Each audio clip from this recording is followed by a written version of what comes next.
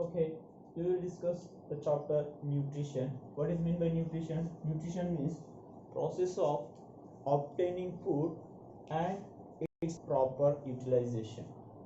So, how organisms obtain their food and how they utilize the food and what are the various types of nutrition, that all will discuss under this chapter nutrition. So first of all, the keyword here, the food. Why do organisms need a food? Why? For what? So every organisms need a food for growth, repair when its body gets damaged, for reproduction to produce offsprings, and also to maintain constant body temperature. To maintain body temperature. For these purposes, every organisms on earth need a food. So what are the types of nutrition? Nutrition is two types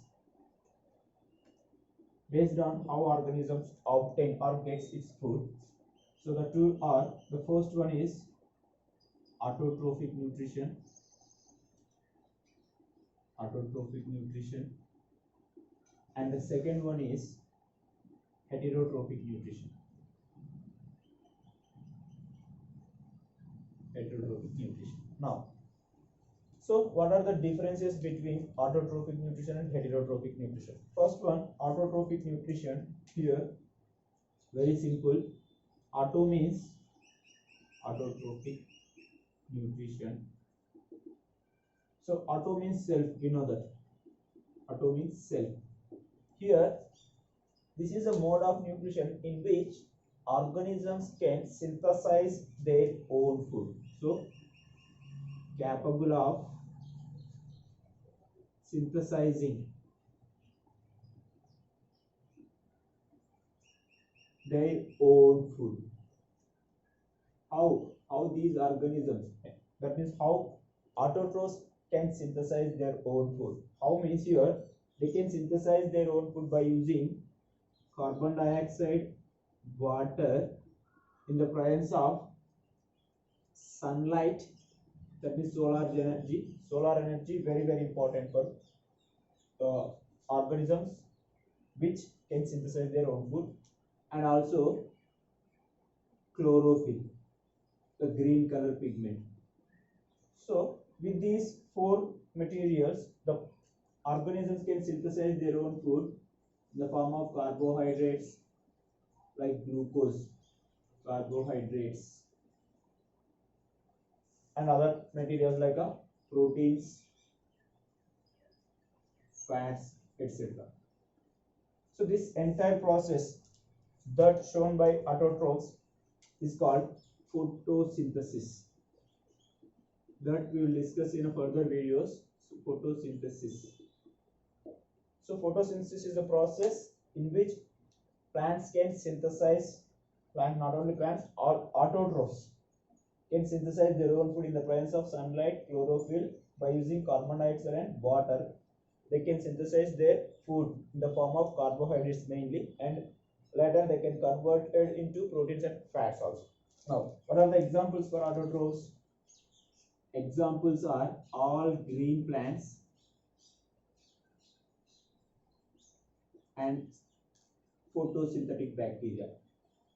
Photosynthetic bacteria.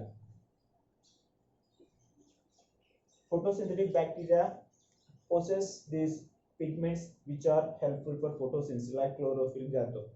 Now all green plants that they have a green color pigment or chlorophyll. Chlorophyll helps in photosynthesis. Now coming to the heterotrophic mode of nutrition, very simple. Here heterotrophic nutrition, quite opposite to the autotrophic nutrition. Here organisms can't synthesize their own food. So can't synthesize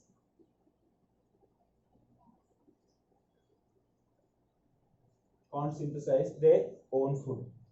So how these heterotrophs gets their food? By depends on, so that depends on others. So it depends on others. Finally, they depends on plants only, either herbivore or carnivore. If you take herbivore like deer, cow, buffalo, they directly eats the plants. When you come to the carnivores like lion, cheetah, they depends on plants indirectly. Directly they depends on herbivores, and finally they depends on plants. Hence, plants are called universal food providers. Why?